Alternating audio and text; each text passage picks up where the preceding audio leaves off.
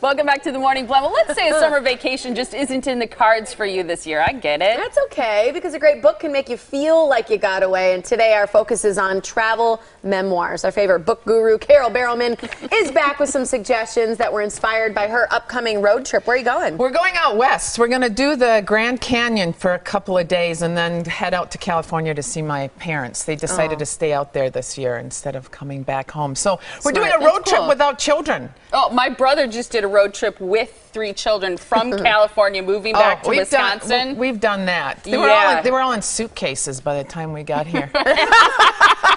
I get that. It happens.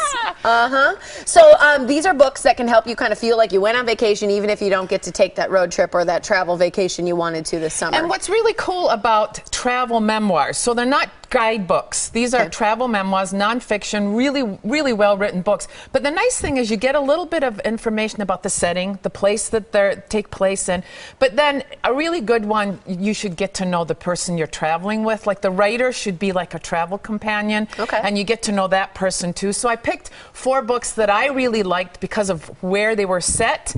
But also because the person that was writing them, you're also getting a little memoir, a little snippet of their life, and they're really fun. And I tried to pick ones that were kind of fun and lighter and much more enjoyable than, you know, if you were writing a really heavy sort of guidebook about a particular place. And we're going to get to your first one. It's Turnbull's All Good Things from Paris.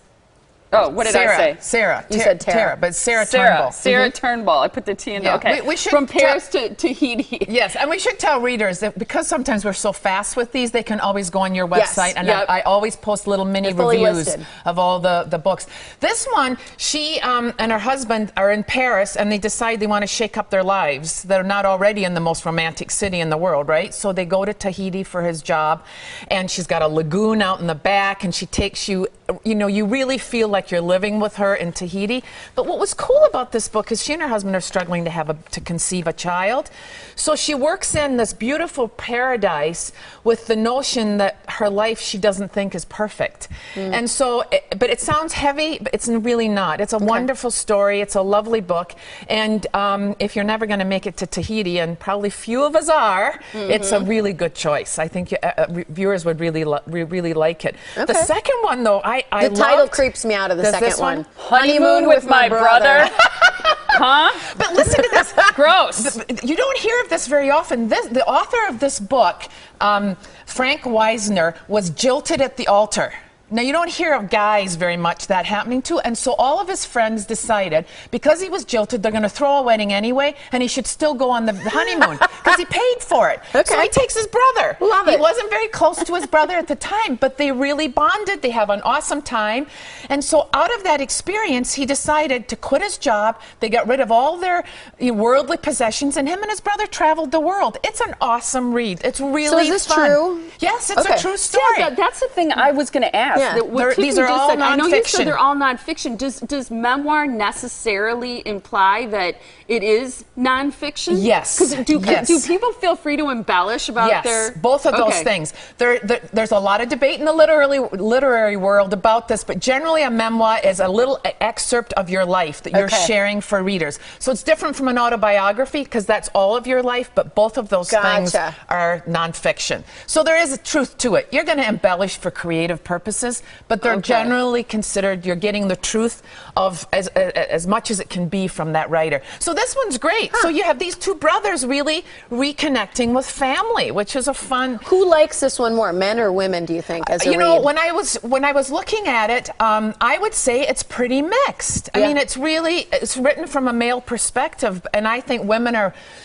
generally more willing to read books from a male perspective than maybe men often are from a female, but I think this book is a great book for both males and females. The next title is funny. Pretty good #1, An American Family Eats Tokyo. This one is hilarious. This is laugh out loud. It sounds funny. Laugh out loud funny. Instead of, you know, like Godzilla Eats Tokyo, it's an American family. Father, mother, 8-year-old girl, a daughter. They go to Tokyo for their vacation, and they just eat their way around Tokyo. So you are going to be so hungry for this when you're finished with this book. There's also this awesome chapter on ramen noodles. You know, we used to all survive on them when we were in college. Yeah.